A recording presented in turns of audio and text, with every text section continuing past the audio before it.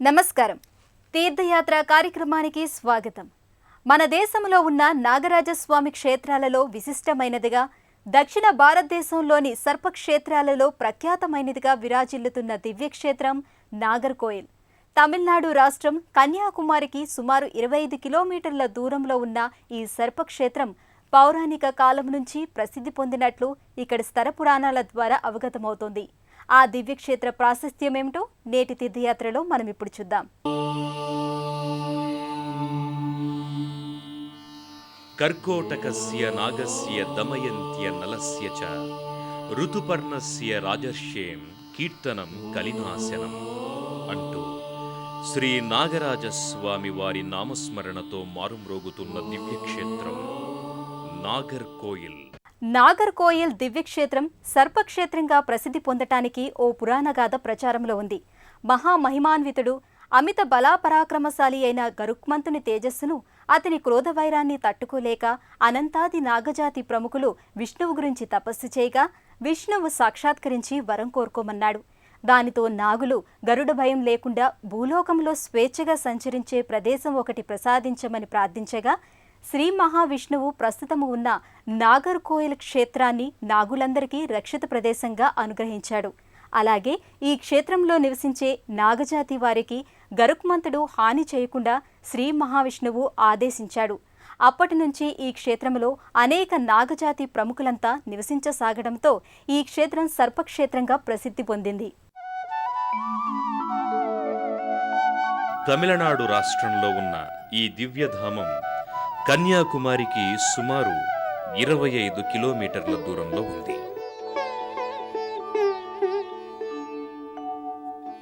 దక్షిణ భారతదేశంలో ప్రఖ్యాతమైన సర్పక్షేత్రాలలో నాగర్కోయిల్ దేవాలయం విశిష్టమైనదిగా విరాజిల్లుతోంది.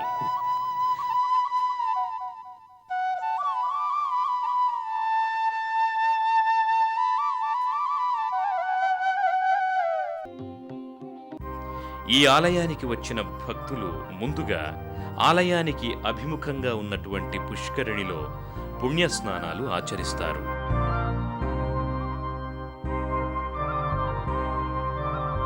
కుటుంబంలోని వ్యక్తుల ఆరోగ్య భోగభాగ్యాలు కలకాలం వర్ధిల్లాలని సంకల్పించి ఈ పుష్కరిణిలో స్నానాలు చేస్తారు. మరికొంతమంది భక్తులు పుష్కరిణి ఒడ్డున పితృదేవతలకు తర్పణలను మంత్రవిహితంగా నిర్వర్తిస్తుంటారు.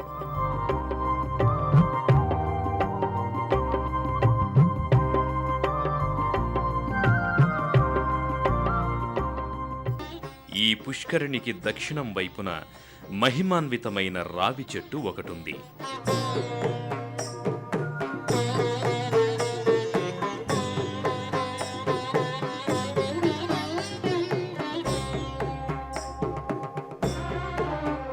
రావి చెట్టు నారాయణ స్వరూపమని మనవారి భావన.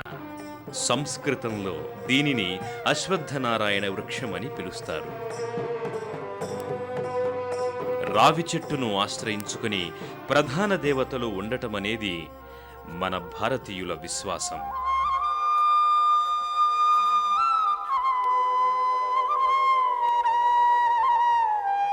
రావి చెట్టుకు ప్రదక్షిణలు చేస్తే పాపాలు పోతాయి, పూజిస్తే రోగాలు మటుమాయమవుతాయి. నిత్యము ఆరాధిస్తే దరిద్రం పోయి ఇష్టకామ్యాలు సిద్ధిస్తాయని నమ్ముతూ ఎందరెందరో భక్తులు ఇక్కడ అశ్వత్థ వృక్షాన్ని దర్శించి ప్రదక్షిణలు చేస్తారు.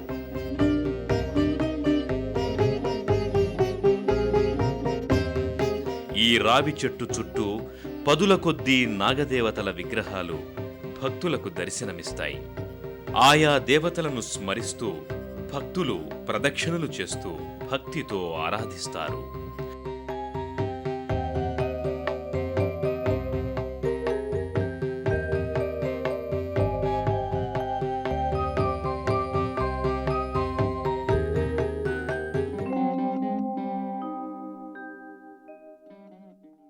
అనంతరం ఇక్కడే ఉన్న విఘ్న వినాయకుని దర్శించుకుని స్వామిని మనసా వాచా కొలుస్తారు.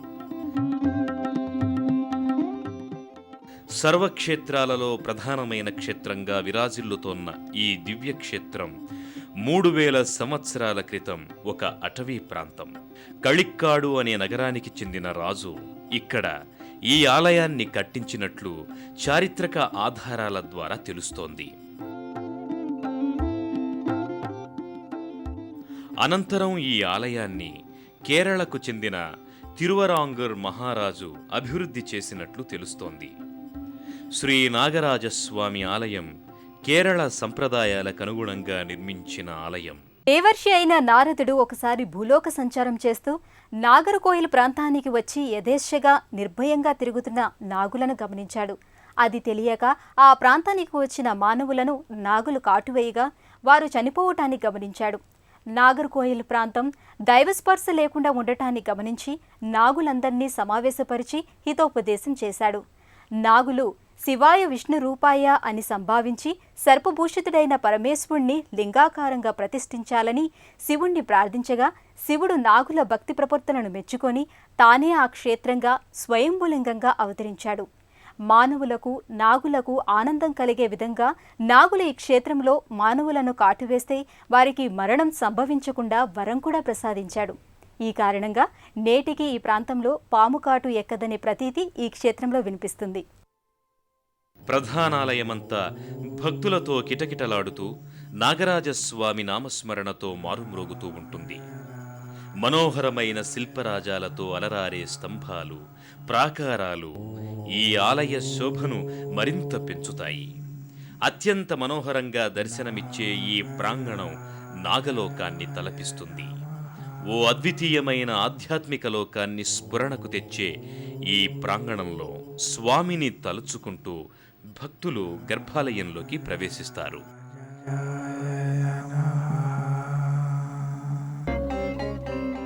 గర్భాలయంలో కొలువైన శ్రీ నాగరాజస్వామిని భక్తులు దర్శించుకొని తమ జాతకపర గ్రహ సంబంధ దోషాలను నివారించుకునే పూజలు, హోమాలు నిర్వహించుకుంటారు. సర్పక్షేత్రంలో కొలువుతీరిన సర్పదేవతలను సందర్శించుకొని నాగరాజ అనుగ్రహాన్ని పొందుతారు. గర్భాలయంలో నెలకొన్న దివ్య మహిమాన్విత మూర్తి నాగరాజస్వామిని దర్శించి ఆనంద తన్మయులవుతారు.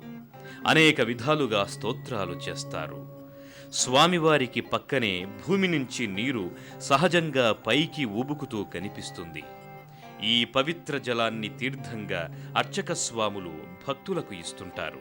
పరమేశ్వరుడు లింగరూపంలో వెలసే సమయంలో పరమపావనమైన గంగాజల బిందువులు ఇక్కడ పడ్డాయని, తత్ప్రభావం వల్ల ఇక్కడ గంగాజలం బుగ్గవలే పైకి వస్తుందని స్థల పురాణాల ద్వారా తెలుస్తోంది. ఈ నీళ్లతో పాటు ఇసుక కూడా వస్తుంది.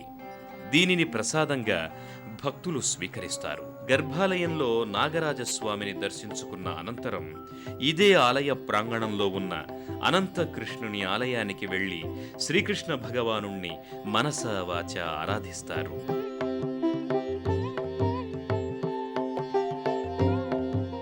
ఇదే ప్రాంగణంలో మరోపక్క శివాలయ దర్శన భాగ్యం కలుగుతుంది. ఈ ఆలయంలో ఉన్న శివలింగ దర్శనం వల్ల పంచమహాపాతకాలు సైతం నివారింపబడతాయని భక్తులు నమ్ముతారు. ఆ కారణంగా ఆలయంలో లింగరూపంలో ఉన్న మహాదేవుణ్ణి మనసా వాచా కొలుస్తారు.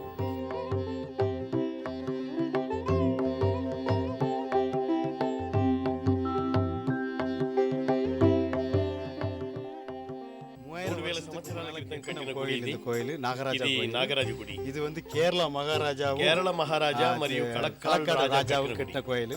ఇక్కడ పుట్టమన్ను ప్రసాదం. ఇది 3000 సంవత్సరాల కట్టిన కోయిలు. ఇక్కడ విశేషమే నాగరాజాదం. మొదట ఉదయాన్నే 4 అభిషేకం, 10 గంటలకు అభిషేకం. నాగరాజు కంటే ముందు 2000 வருஷத்துக்கு முன்னால కేరళ రాజా ఈ స్థలంలో కట్టి ఖైదీలతో ఖైదీகளை வச்சு కట్టిన కోయిలు. ఇప్పుడు ఇక్కడ అనంతకృష్ణ శివుడి కోయిలు అన్ని కూడా అనంతకృష్ణన్ శివన్ సన్నిధి ఆమని కాలం ఇక్కడ విశేషమైన కాలం. ఇక్కడ వచ్చేసి పాలాభిషేకం, పాల పాయసం. రాజు ఇక్కడికి వచ్చేసి చూసి ఈ స్థలంలో కట్టిన కోయిలు. ఖైదీలతో కట్టించిన గుడి ఇది. నాగరాజ క్షేత్రంలో నాగులకే కాక పలు దేవతలకు కూడా ఆవాసమై వెలుగొందుతోంది. భక్తులు ఆలయ ప్రాంగణంలోనే నెలకొన్న ఉపాలయాల దేవతలను దర్శించుకొని పునీతులవుతారు. శ్రీ నాగరాజస్వామి ఆలయ ప్రాంగణంలో కుడిపక్క అయ్యప్ప స్వామి ఆలయం ఉంది. ఈ ఆలయంలో ఆసీనుడైన అయ్యప్ప స్వామి సర్వారిష్టాలను రూపుమాపుతాడని భక్తుల నమ్మిక. అలాగే ఆలయానికి మరోపక్క హిడంబన్ స్వామి ఆలయం కనిపిస్తుంది. ఆ స్వామి దర్శనం సకల శుభాలను కలుగజేస్తుందంటారు.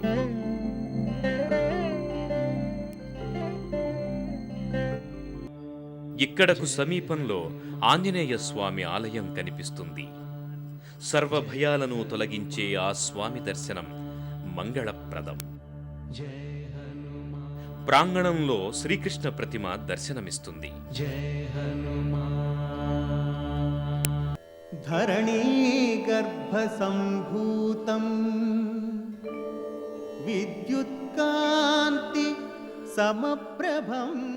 దానిని దర్శించుకున్న భక్తులు ఆ తరువాత ఇక్కడే ఉన్న బాలమురుగన్ స్వామి ఆలయానికి చేరుకొని స్వామిని భక్తితో కొలుస్తారు. ఆ స్వామి తనను దర్శించుకునే భక్తులకు సకలైశ్వర్యాల భాగ్యాన్ని కలిగిస్తాడని నమ్ముతూ భక్తితో అర్చిస్తారు. ప్రణమామ్యహం.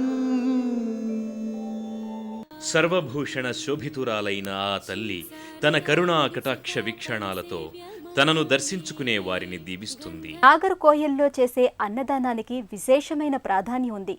ఇక్కడ అన్నదానం చేస్తే ఆ అన్నంలోని సారాన్ని సర్పాలు గ్రహించి అనుగ్రహిస్తాయని ఇక్కడి స్థల పురాణాల ద్వారా అవగతమవుతోంది.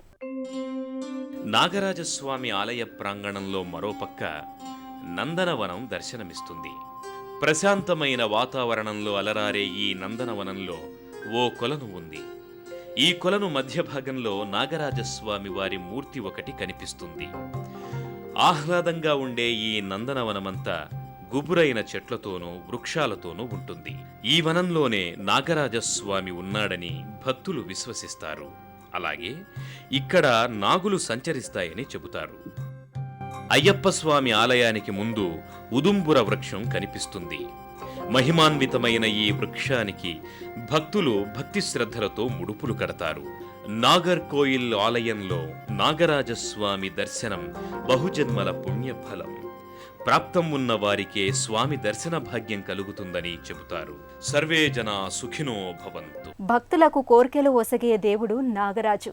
సర్పరాజుగా శంకరభూషణుడిగా పూజలందుకుంటున్న ఆ స్వామి కరుణా కటాక్ష వీక్షణాలు అందరి మీద ఉండాలని కోరుకుంటూ మరో తీర్థయాత్రలో కలుసుకుందాం. అంతవరకు సెలవు. నమస్కారం.